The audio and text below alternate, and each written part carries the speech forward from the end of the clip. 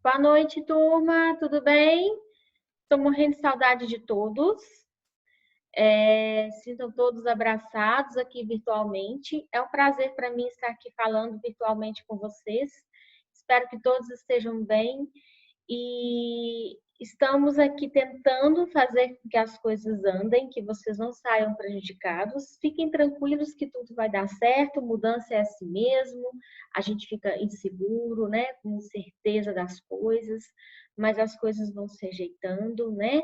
E não tenham medo dessas mudanças, porque essas mudanças vão ser válidas para a vida de cada um de vocês, assim como está sendo para a gente também, professores, tá bom? Nós vamos iniciar hoje, então, um conteúdo novo, né? Vamos falar das hemorragias, né? Choques. E eu estou seguindo o cronograma, assim como nós estávamos seguindo. Então, fiquem tranquilos que vocês não vão perder conteúdos, tá? Eu vou colocar aqui na tela o nosso slide para a gente poder ir falando, eu ir falando e vocês acompanhando juntamente comigo essa aula. Bom, pessoal, então hoje nosso intuito é falar um pouco dos choques, né? E para mim falar de choque, eu tenho que falar de hemorragias, que é o nosso principal tema. Então, o objetivo da nossa aula hoje é enumerar os principais sinais e sintomas indicativos de uma hemorragia e choque. É citar e demonstrar as três diferentes técnicas, né? As técnicas para controlar a hemorragia externa, descrever o passo desse tratamento doente que está ali com aquele risco daquele choque iminente.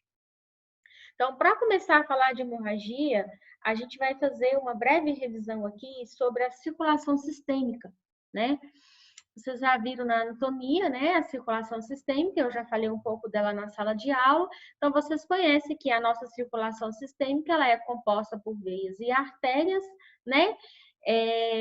Temos os capilares e o coração, ele vai estar, né, liberando sangue através da veia aorta, né, que é a veia principal. Nisso vai estar irrigando todos ali os capilares, as artérias, né? Vai sair pela veia pulmonar e vai dar a volta todo naquele sistema ali circulatório. Então, esse aqui é um esquema, uma figura ilustrativa do nosso sistema circulatório, né? Onde entra e onde sai o sangue da nossa circulação, por onde vem e por onde que vai. Hemorragia e choque. Hemorragia, pessoal, é o extravamento de sangue para fora dos vasos ou do coração e é sempre patológico, exceto durante a menstruação, que é a dismenorreia, né? Então, a gente entende que a hemorragia, ela é um sangue que está ali extravasado, né? E para fora dos vasos ou do coração, e a gente sabe que elas podem ser internas ou externas, né? Pode ser espontânea ou provocada. E quando ela é provocada, é através de um trauma, né? De um acidente, de um ferimento, um corte com uma faca. Então, isso tudo é causa, né? De hemorragia externas, e nós podemos encontrar tanto em lesões de parede vascular, como da natureza inflamatória, traumática ou tumoral, né? Então, hemorragia, no contexto geral, ela pode vir de qualquer circunstância. Quando a gente fala, por exemplo, qualquer inflamação, qualquer natureza inflamatória, né? Eu tive um trauma e aí inflamou por dentro, começou a sangrar, porque aquele capilar extravasou, peguei uma artéria, peguei uma veia que foi colabada, e aí vai ter aquela hemorragia ali naquele local. E também por, né, lesões tumorais, câncer, tumores. É muito comum haver essa hemorragia ali quando existe tumor também. E a classificação clínica da hemorragia, ela pode ser externa ou interna, como eu já disse, e a externa, principalmente, ela ocorre devido a ferimentos, né, abertos, penetrantes, como eu disse, corte de faca, ferimento por arma de fogo, que é o FAF, ferimento por arma branca, que é o FAB, E também nós vamos ter as hemorragias internas, né? Que geralmente não é visível, geralmente ela não é visível, porém ela é bastante grave. É uma das hemorragias mais graves que a gente tem para se tratar no pré-hospitalar, principalmente. Porque essa hemorragia interna, ela pode provocar choque, levar a vítima à morte rapidamente.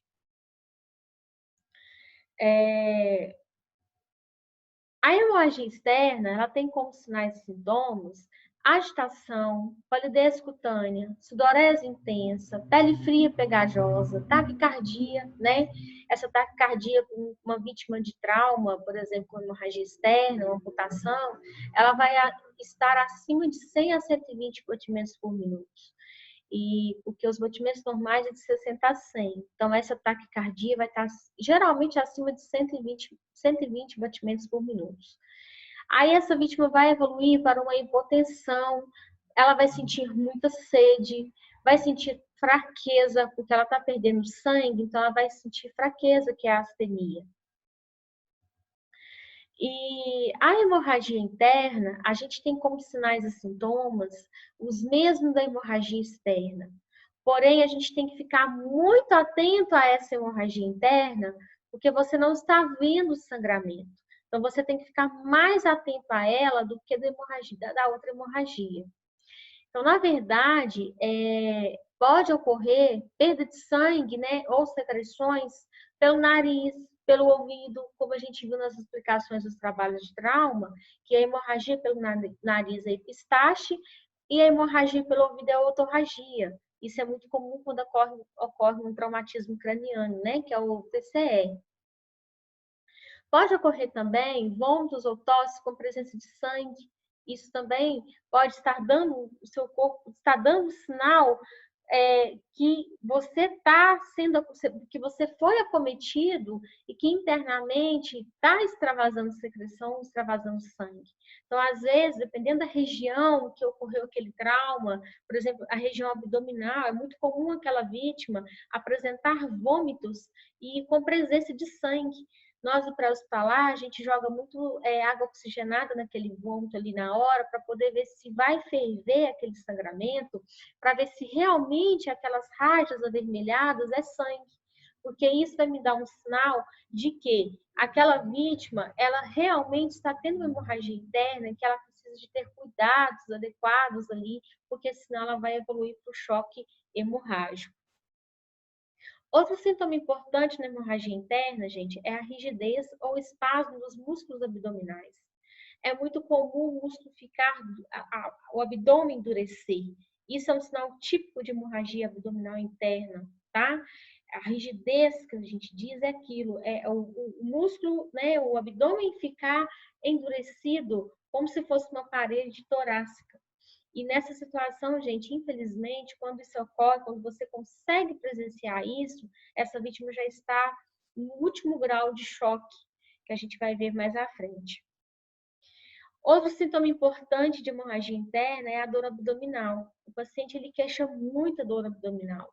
E às vezes vai começar até mesmo com uma distensão durante aquela dor abdominal. Sangramento também pelas genitálias ou ânus, tá? Hemorragia digestiva baixa que a gente fala, isso é sinal de um sangramento interno. Se não foi traumático, essa vítima tem que fazer uma endoscopia, uma colonoscopia, para poder, né, verificar de onde que está vindo esse sangramento. Pessoal, a estimativa de perda sanguínea numa fratura, a gente sabe que são dados muito relevantes que nós socorristas principalmente, se tratando pré-hospitalar, a gente tem que ter uma ideia, né, do local de cada membro a perda sanguínea, para a gente saber tratar corretamente, né, para aquela vítima ser beneficiada ali naquele atendimento. Então, o fêmur, por exemplo, a gente perde de 1.000 a 2.000 ml de litros de sangue, tá?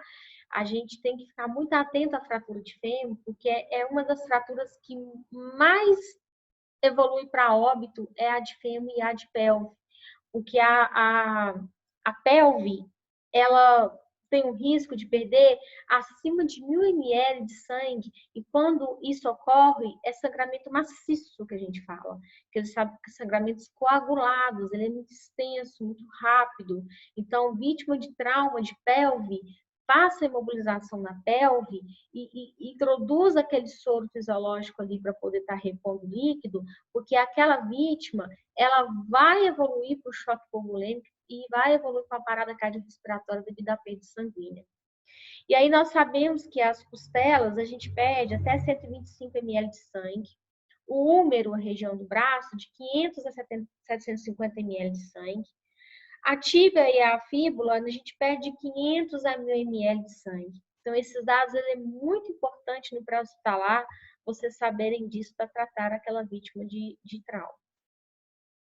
A classificação anatômica dessas hemorragias, pessoal, a gente tem 3 classificações: a arterial, a venosa e a capilar, né? Sabemos que a arterial, a hemorragia arterial, ela faz jorrar sangue muito, muito pulsátil. E a coloração desse sangue arterial, ele é bem vermelho vivo. Ele é um vermelho bem vivo, bem brilhante. A hemorragia venosa é o sangue, ele vai extravasar lentamente, né? É aquele sangramento que quando eu faço a compressão direta ali com uma compressa estéril, ele vai ser estancado. Então, isso é hemorragia venosa. A arterial, eu não consigo estancar. Ela vai estar ali jorrando, jorrando, jorrando. E é muito difícil, às vezes, para tratar a hemorragia arterial, tem que ser exatamente com compressão e também com um torniquete. E aí nós temos também a hemorragia capilar, né? O sangue dessa hemorragia, ele vai extravasar lentamente por vasos menores. Por isso que é importante eu saber que tem veia, artéria e vasos, porque a hemorragia capilar, ela é a menos grave de todas. É aquela hemorragia do ralado, né? Quando a criança cai, rala o joelho, né? Bate o braço no muro, por exemplo. Aquilo ali é hemorragia capilar. Basta somente eu estar lavando ali com água e sabão, ocluindo com uma compressa gaze, né? Estéril, limpa, aquilo ali vai ser estancado, né? E a cor, ela é menos viva do que na hemorragia arterial do sangue capilar, tá? A hemorragia venosa, o vermelho vai ser mais escuro, e a hemorragia arterial vai ser o vermelho mais vivo, brilhante. Primeira coisa que eu tenho que fazer à procura de hemorragia, principalmente quando eu não vejo sangue ali naquele local, é expor o local daquela lesão. Então, a exposição da vítima, né, ela é muito importante para me procurar ferimentos e tratar esse ferimento. Porque qualquer ferimento, gente, no pré-hospitalar, a vítima pode estar evoluindo para choques. Então, a gente tem que estar muito atento nisso. Então, saiba que aqui a gente está tratando da hemorragia, ali a gente já fez o ABCDE, né? O ABCDE, ele está o tempo inteiro conosco. Então, a gente não pode esquecer que, independente se eu estou tratando hemorragia, eu tenho que ter feito já o ABCDE. Ou eu vou tratar essa hemorragia no C, que é circulação, né, controle de hemorragia. Se aquela vítima não está ali te mostrando um sangramento, né, muito extenso, uma amputação, eu não vou tratar ela primeiro. Aí eu vou seguir a ordem, né, do algoritmo do PHTLS, que inclusive foi questão do nosso exercício, né, de trauma. Eu vou no A, vou no B, vou no C, vou no D e vou no E. No E, na exposição dessa vítima, que é feito geralmente dentro de uma unidade hospitalar ou dentro da ambulância, é que eu vou expor, estar cortando, né, essa vítima, a roupa dessa vítima com muito cuidado ali.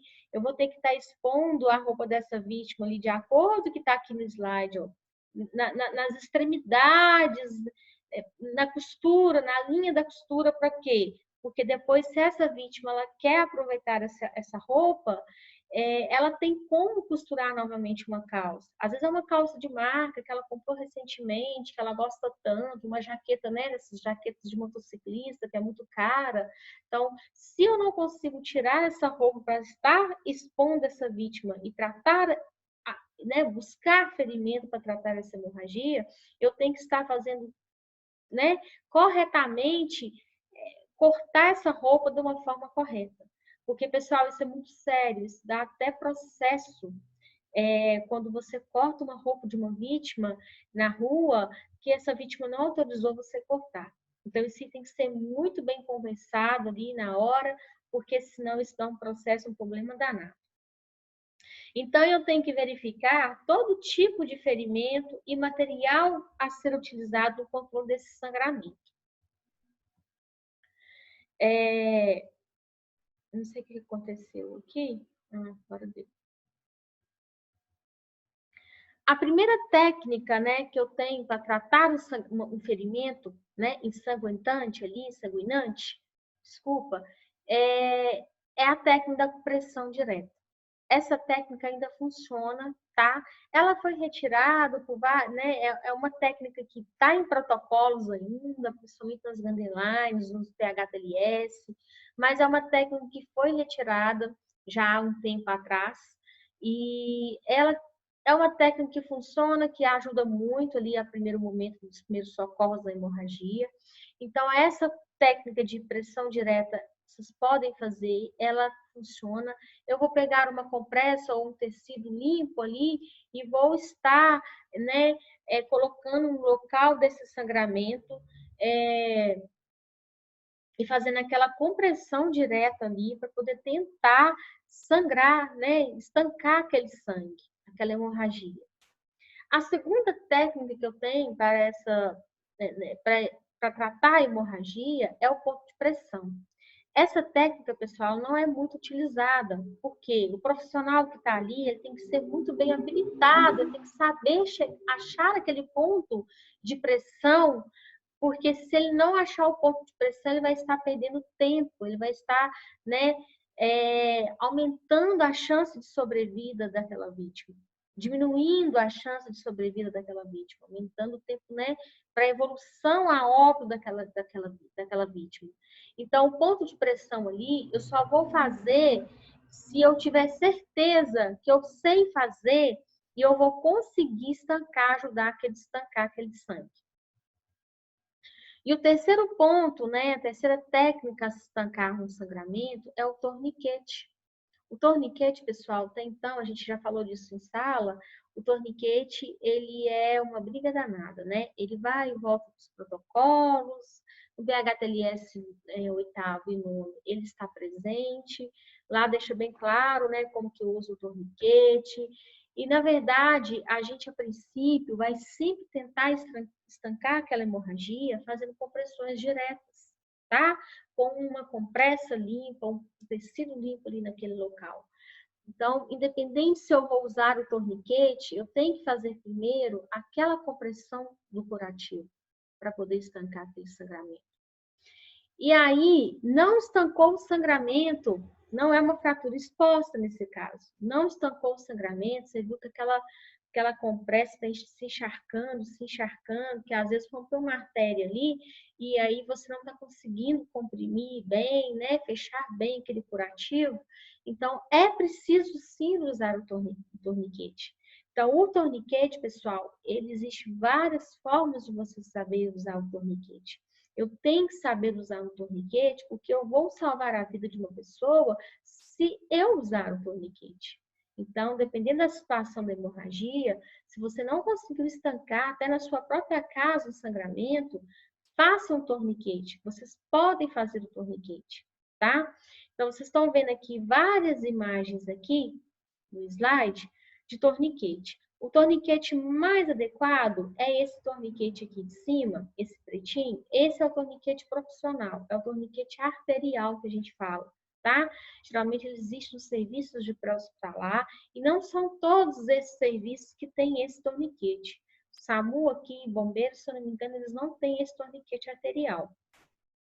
Eu trabalho muito com torniquete venoso, que é um torniquete de funcionar um acesso venoso mesmo. Ele ajuda a estancar bastante sangramento intenso.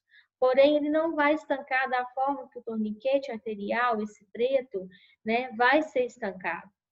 E outra forma que a gente pode utilizar, fazer torniquete, é com o manguito do aparelho de pressão, né? Como está mostrando aqui na figura.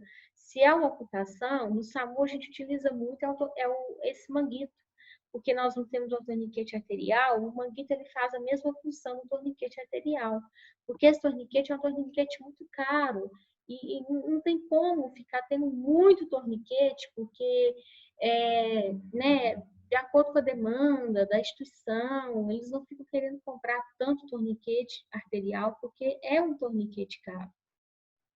Outra forma de fazer torniquete, vocês estão vendo aí no slide, é você colocar, né, fazer um laço aí com um tecido largo e colocar um pedaço de madeira e tá torcendo aquela madeira ali.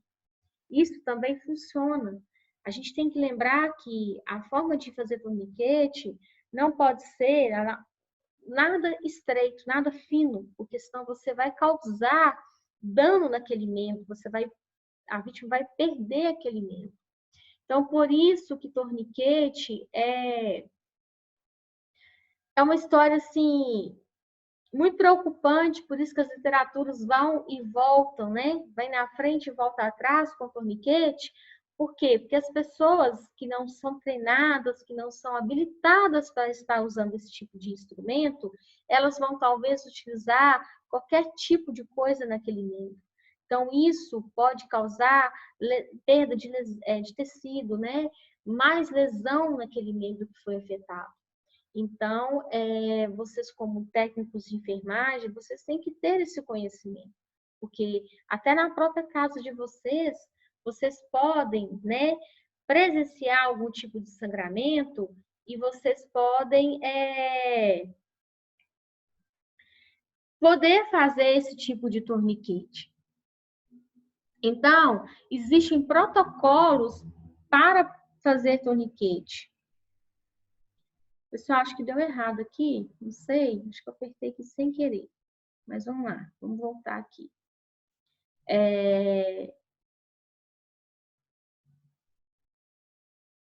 Deixa eu só voltar aqui. Ok. Então, pessoal, os protocolos para aplicação do torniquete é o seguinte. Primeiro, para me aplicar um torniquete, esse daqui aí no slide é torniquete. Comercialmente fabricado, que é aquele escuro que eu mostrei no slide anterior, ou um manguito de PA, né? Ou um nó espanhol. Nó espanhol é você pegar um lençol ali e fazer aquele nó. Depois vocês podem até jogar na internet como que fazem esse nó, tá? Na extremidade mais próxima do ferimento que está sangrando. Então, apertar o torniquete até que a hemorragia pare e prendê-lo no lugar, tá? Então, eu fiz o torniquete, seja com aquele torniquete próprio, fabricado, seja com o manguito do aparelho de pressão, seja um nó espanhol, com aquela madeira ali, mais próximo do ferimento, né, que está sangrando. Se eu tenho amputação de braço, eu vou colocar 10 centímetros desse torniquete acima dessa lesão que está sangrando. Lembrando que, primeiramente, né, eu vou fazer aquele curativo compressivo e vou colocar o torniquete 10 centímetros, 2 a 3 dedos acima daquele sangramento. Anotar a hora de aplicação do torniquete é muito importante. Eu tenho que anotar num pedaço de fita, um esparadrapo, que seja, e prender no torniquete. Você pode passar em volta ali daquele torniquete ou colar no próprio torniquete, no aparelho de manguito, principalmente, fazer muito isso. Aí vocês vão colocar TK ou TQ, né? E o horário que você colocou, você fez o torniquete, que o sangramento parou mesmo, realmente, de fato, tá? Então, vai indicar que o torniquete foi aplicado ali naquele horário. Eu vou deixar esse torniquete descoberto para que o local possa ser observado, né? Monitorado quanto a uma hemorragia recidiva. Porque, às vezes, pessoal, a gente faz o torniquete e cobre aquela vítima, porque na hemorragia é um dos cuidados de enfermagem a gente fazer o controle da hipotermia, né? Jogar uma manta térmica naquele paciente, um cobertor térmico naquele paciente, naquela vítima.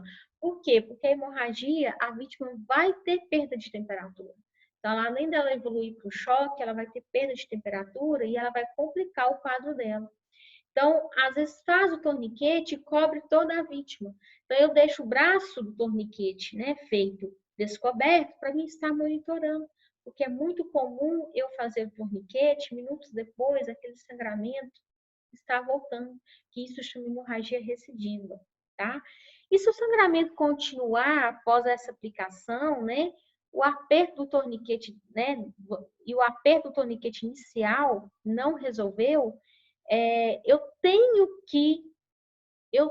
que fazer um outro torniquete, eu tenho que se virar. Se eu não tenho 2 manguitos, eu vou pegar algum outro tipo de torniquete, né? Que seja com o lençol, que seja com uma compressa estreita ali, que dê para mim fazer em volta, que seja com torniquete até venoso, né? De funcionar acesso venoso ali, eu vou colocar acima desse torniquete primeiro que foi feito, ok? Bem acima do primeiro, para mim tentar apertar bem aquilo ali, para mim poder estancar aquela hemorragia. Só que eu tenho que considerar o controle da dor, menos do que o doente esteja em choque. Por quê? Ah, mas se eu colocar 2 torniquetes, essa vítima vai sentir muita dor, ou na hora que eu estou ali apertando esse torniquete, a vítima ela está com muita dor. Então, eu não posso considerar a dor nessa hora. Eu tenho que considerar que se eu não fizer isso, a vítima ela vai estar evoluindo para choque, principalmente da classe 3 para a classe 4. Então, eu tenho que ficar muito atenta nisso aí. E, claro, né, transportar esse doente rapidamente para uma instituição que tenha capacidade cirúrgica, que esse paciente possa ir para um bloco cirúrgico imediatamente para poder ver o que está acontecendo, que artéria que rompeu, para fazer uma hemostasia ali, né, para poder parar aquele sangramento. E aí a gente tem aqui ensinando como fazer o torniquete. Era uma das aulas que iam ser práticas também, mas né, lendo vocês não vão ter dificuldade, tá? Eu indico também bastante vídeos no YouTube, isso vai ajudar bastante vocês a aprender isso. Então, primeiramente, vocês, quando a gente não tem recurso, né, material próprio para isso aqui, esse slide é explicando exatamente nesse requisito, tá?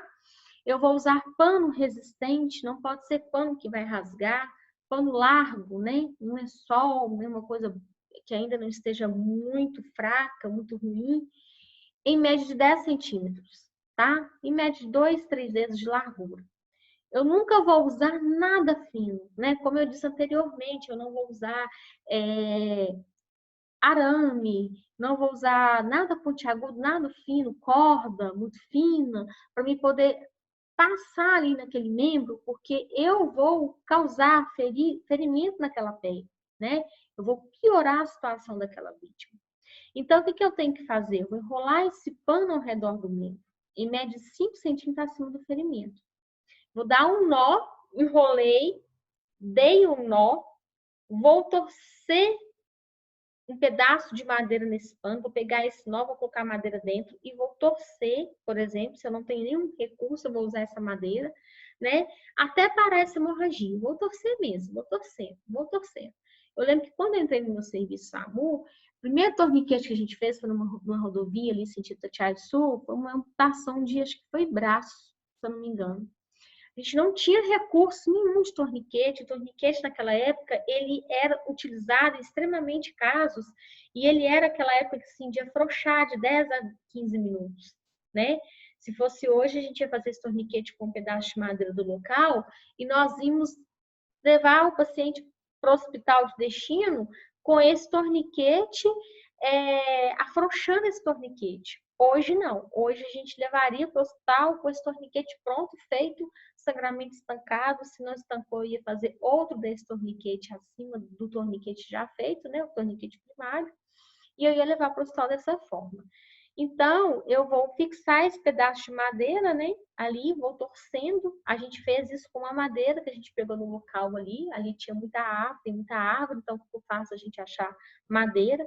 Tinha lençol dentro da ambulância. Eu lembro que, na verdade, a gente usou uma faixa de 20 centímetros, porque ela era bem larga. A gente dobrou ela ao meio, passou no membro, deu um nó, veio e foi passando com a própria faixa. Eu lembro que foi um atendimento muito bacana, conseguimos estancar esse sangramento até chegar aqui no hospital de Itaúna, tá? E aí, depois de feito isso, eu vou marcar em algum lugar visível da vítima a letra e a hora, TQ e a hora. TQ meio-dia, TQ 13 horas, TQ 21 horas. E aí eu não vou cobrir esse torniquete da mesma forma do outro. né? Os torniquetes arteriais, eles vão ser usados como segurança durante o período de 120 a 150 minutos, sem dano significativo ao nervo ou ao músculo. Então, novos estudos mostram, PHTLS, que se eu usar um torniquete de segurança, que é o arterial, principalmente, porque o torniquete arterial, ele vai estancar melhor a hemorragia.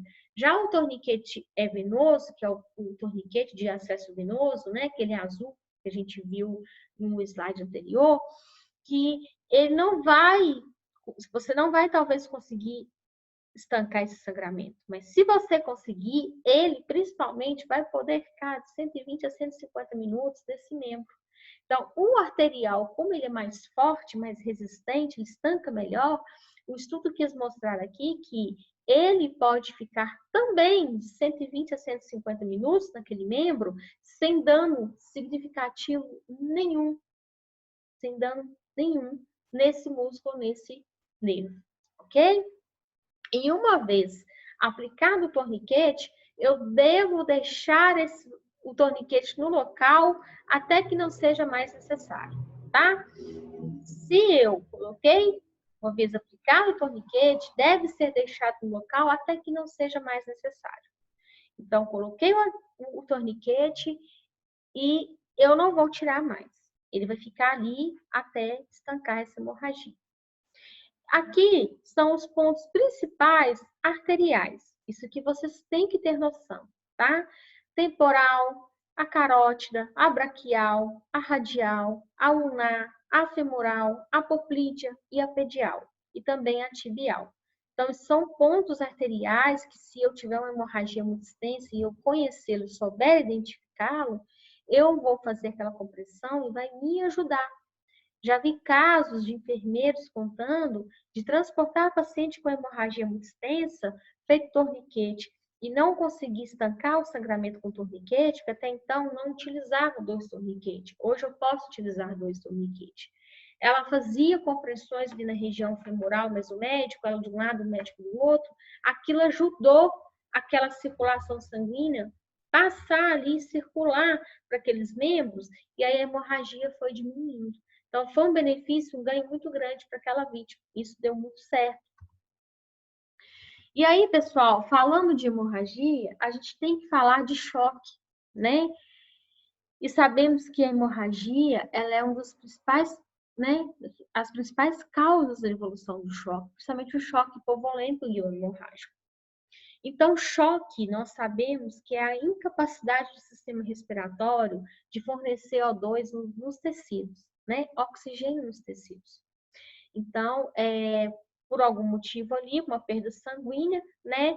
O sistema circulatório, ele não conseguiu bombear sangue ali, encaminhar sangue para o sistema respiratório, e aí o sistema respiratório não está recebendo a fonte de energia para ele trabalhar, ele não está fornecendo, não está jogando oxigênio nos tecidos, né? Então, a gente chama isso de um estado de hipoperfusão tecidual generalizada com hemácia oxigenadas, tá?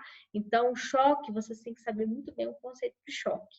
Ele é exatamente uma hipoperfusão tecidual. E sinais de hipoperfusão tecidual é principalmente a alteração do nível de consciência.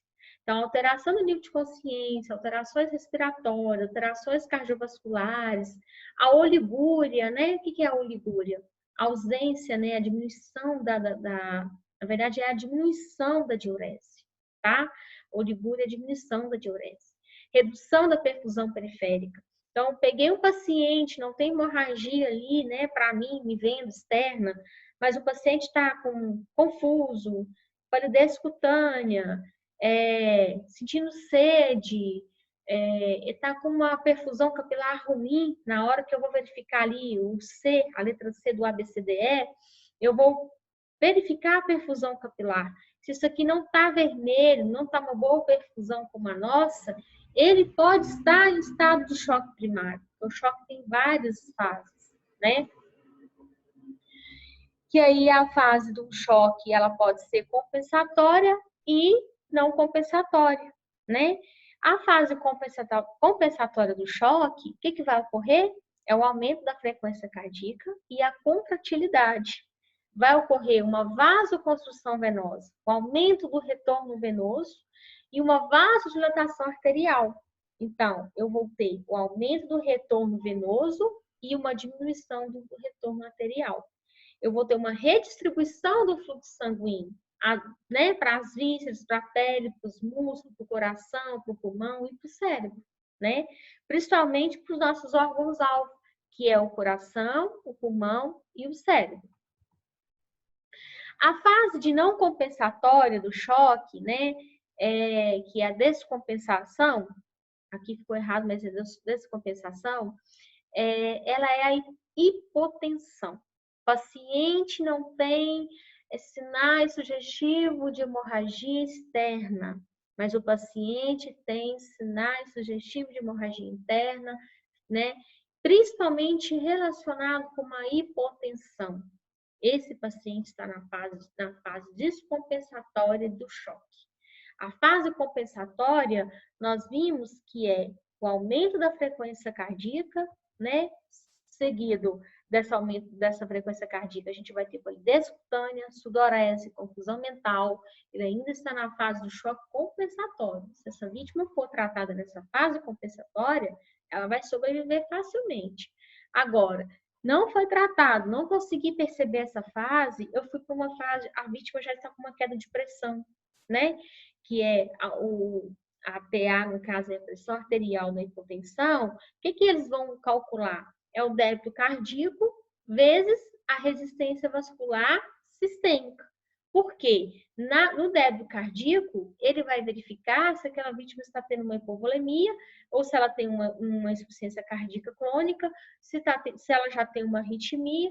E na resistência vascular sistêmica, ele vai verificar se ele teve alguma lesão medular, se ele está com alguma anafilaxia ou se ele já está numa sepse. Então, isso tudo, esse padrão aí dessa equação, pressão arterial, que é igual débito cardíaco versus resistência vascular sistêmica, o que acontece? É para a gente saber que tipo de choque que essa vítima vai estar apresentando, né? Claro que se é devido a uma hemorragia, um sangramento, eu sei que vai ser por uma hemorragia, um choque hipovolêmico. Mas se ele tem um choque hipovolêmico, ele pode sim ter tido, evoluir para um choque séptico. Então, essa equação, ela é muito importante para poder fazer a avaliação da vítima, principalmente no intra-hospitalar, para ver que tipo de choque que essa vítima está, que tipo de fase que ela está, para ser tratada adequadamente. E aí, pessoal, nós temos também a fase da irreversibilidade, ou seja, né, é a fase muito grave, é muito difícil mesmo conseguir reverter esse quadro, né? O paciente já vai estar com uma perda da vasoconstrição, ele já vai estar com extravasamento de plasma, né? Ele não vai estar só sangrando, o plasma dele também já está perdido ali. Então, isso aí já vai estar na última fase do choque. Ele já não vai ter mais débito cardíaco, já está reduzido a resistência vascular sistêmica, né? Ele vai ter, talvez, até extravasamento para o pulmão, né? Que é a SARA, que é a infecção, né? Pulmonar. Ele vai ter necrose tubular aguda, ele vai ter uma translocação intestinal. Então, isso já é uma fase de irreversibilidade. E aí nós temos aqui, de acordo com a PHTLS, 4 tipos de choque, 4 classes de choque. Isso vocês têm que saber, é muito importante, tá? Então, o que acontece? Na classe 1, eu vou ter uma perda sanguínea de até 750 ml de sangue. E aí, a porcentagem do meu volume sanguíneo, de perda de volume sanguíneo, é 15%. A frequência desse pulso, ele ainda vai estar menor que 100, e não vai estar taquicárdico. Aí vocês percebem aqui que na classe 2, o meu pulso já começa a alterar, vai estar um pouco acima de 100. Na classe 3, vai estar acima de 120, eu vou estar taquicárdico. E na classe 4, acima de 140. Gravíssimo, tá? E aí a pressão arterial na classe 1 vai estar ainda normal, na classe 2 ainda normal, e na classe 3 ela já vai estar diminuída, e na classe 4 também vai estar diminuída. E vocês percebem que a frequência respiratória na classe 1 vai estar uma frequência boa. O paciente não vai ter alteração respiratória para você. Então, por isso que classificar choque, saber identificar um choque é difícil, porque a gente tem que estar atento em todos esses sinais aqui. Na classe 2, a minha respiração vai começar a ficar rápida. Na classe 3, eu já vou apresentar uma taquipneia. E na classe 4, principalmente, né? E aí, quando se trata da diurese, nesse caso aqui, isso aqui já é tratado dentro do intra-hospitalar. Se eu tenho uma classe 1, eu vou estar com uma diurese acima de 30 ml, né, por hora. E se eu vou ter a classe 2, de 20 a 30, então já está diminuindo, né? Porque o normal é acima de 30 ml. Classe 3, de 5 a 15, e a classe 4 não vou ter, vai estar desprezível. O estado mental, pessoal, ele é muito importante num choque. Eu tenho que ter noção muito bem disso. Porque na classe 1 é interessante que a vítima ela ainda vai estar ansiosa, ela vai estar ali afobada, né, ainda. E aí na classe 2 percebe que ele vai estar um pouco mais ansioso, e na classe 3 ele vai estar ansioso e também confuso. Na classe 4, ele vai estar confuso e letárgico. Vai ter um paciente que vai te responder só o que você perguntar e mesmo assim ele vai estar confuso. Ele não vai saber te falar realmente o que você está perguntando para ele. E aí, para tratar isso, a reposição volêmica da classe 1 são cristalóides, são soros fisiológicos. A classe 2 também. E já na classe 3, dentro do intra-hospitalar, essa vítima vai ter que ser, além de cristalóide, ringue lactato, soro fisiológico, já vai ter que estar sendo hemotransfundido, tá? Na classe 3 e na classe 4. Então, esse quadro é muito importante. E aqui, vocês já até viram nos trabalhos dos meninos, né, que a gente passou, a sensibilidade das células na falta de oxigênio. Então, a tolerância dos órgãos, né? Olha só que interessante. O coração, o cérebro e o pulmão, ele tem de 4 a 6 minutos de tempo de tolerância. O músculo, o osso e a pele, de 4 a 6 horas. Então, o rim, o fígado e o trato gastrointestinal, de 45 a 90 minutos. Então, percebe-se que o coração, o cérebro e o pulmão, eles são órgãos-alvo devido ao tempo, né? O tempo que eles têm de tolerância à isquemia. Se faltou oxigênio, o coração, o cérebro e o pulmão, eles vão ter tempo mínimo de 4 a 6 minutos de falência. Então, isso é muito importante. As causas do estado de choque, né? As causas estão relacionadas ao coração, aos vasos sanguíneos ou ao volume de sangue circulante. Né? O coração ele não consegue bombear quantidade suficiente de sangue, né? Que é a insuficiência cardíaca. E o choque poderá desenvolver rapidamente isso.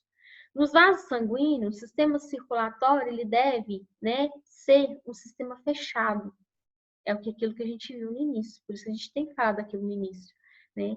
Se os vasos, artérias, capilares forem lesionados e perderem muito sangue, o paciente vai desenvolver choque. Então, como a gente sabe que é tudo interligado, se tem uma artéria lá em cima que tá, né, que foi lesionada, todo aquele sistema ali circulante vai ser comprometido. Então, ele vai evoluir para o choque. O volume de sangue circulante, se houver uma diminuição nesse volume, ou se os vasos sanguíneos, por algum motivo, dilatarem, né, aumentar o seu diâmetro ali, devido à lesão que ocorreu, vai impedir que o sistema permaneça corretamente preenchido, né, que ele seja corretamente preenchido. O choque ele vai desenvolver da mesma forma. E qual a classificação desse choque? Tipos de choque que a gente tem? É o choque hipovolêmico, né, por causa da perda de sangue, ou de plasma, ou de líquidos extracelulares. O choque cardiogênico, né, que é a insuficiência miocárdica. O choque distributivo, que é a diminuição do tônus vascular. Ele vai ser dividido em 3 subtipos de choque. que é o choque neurogênico, o choque anafilático, o choque séptico. Então, o choque distributivo, ele tem o neurogênico, anafilático e o choque séptico. E aí, por último, nós temos o choque obstrutivo, que é a obstrução mecânica do fluxo sanguíneo. O choque hipovolêmico, ele é o mais comum, né? É o que a gente mais vê no nosso meio. O que acontece? A causa desse choque é por perda de sangue, como já falamos várias vezes, né? Por um ferimento arterial, por um ferimento venoso. É muito difícil um ferimento capilar evoluir para o choque hipovolêmico. E aí, o que acontece no choque hipovolêmico, né? Eu vou ter aquele volume de sangue diminuído ali dentro, aquele retorno venoso vai estar diminuído, o volume sistólico do coração vai estar diminuído, o débito cardíaco vai estar diminuído e a pressão, a perfusão tecidual vai estar diminuída. Então, isso aqui é mecanismo fisiológico do choque hipovolêmico, né? Eu tenho que saber que tudo está diminuído. Então, se eu tenho o volume de sangue diminuído, consequentemente, o meu retorno vai estar diminuído, meu volume sistólico vai estar diminuído, débito cardíaco muito menos, né? Eu não vou ter uma boa perfusão tecidual. E aí, qual o quadro clínico, né? Quais os sinais e sintomas que o choque hipovolêmico causa, né? Se tratando de neurológico, né, na parte neurológica, quando a gente vai avaliar o paciente neurologicamente no choque hipovolêmico, ele vai estar ansioso, ele vai estar agitado, ele vai estar confuso, ele vai estar com estupor, ele vai estar em coma, ele vai estar com midríase. Quando eu vou avaliar cardiovascularmente, ele vai estar taquicárdico, hipotenso, né? Pulso fino, que é o pulso filiforme, a perfusão periférica, né? Lentificada. Quando eu aperto aqui assim, minha perfusão do dedo, eu vejo que aquela perfusão ela está maior que 3 quando eu aperto. Soltei, contei 1, 2, 3, a cor não voltou normal nesse período de 3 segundos. Isso é uma perfusão capilar identificada. Na respiração, eu vou perceber que aquela vítima de choque hipovolêmico vai ter dispneia, vai ter taquipneia, vai ter bradipneia, vai ter respiração de Kussmaul, que é uma respiração parecendo peixe fora d'água. A pele, né, vai estar fria, pegajosa, aquela sudorese. E renal, que geralmente essa fase do renal, ela é muito mais bem avaliada dentro do intra-hospitalar, porque aquela vítima está sendo mijar, né, com todos os parâmetros de monitorização. Então, aquela vítima vai sentir sede o tempo inteiro. Na rua, propriamente dito, no pré-hospitalar, a parte renal ela é avaliada no requisito de sentir sede. Quando a vítima te pede muita água, estou com sede, quero água, você já pode se preocupar que isso aí já é um dano renal que aquela vítima está acontecendo.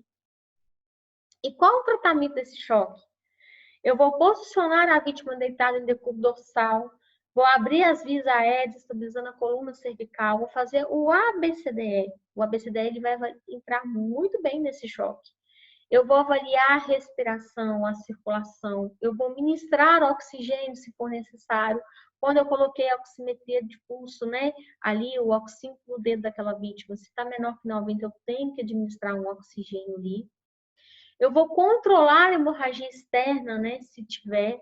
Eu vou avaliar o nível de consciência. Eu vou afrouxar roupa para dar mais conforto, porque aquela vítima vai ficar ansiosa, confusa, querendo arrancar tudo.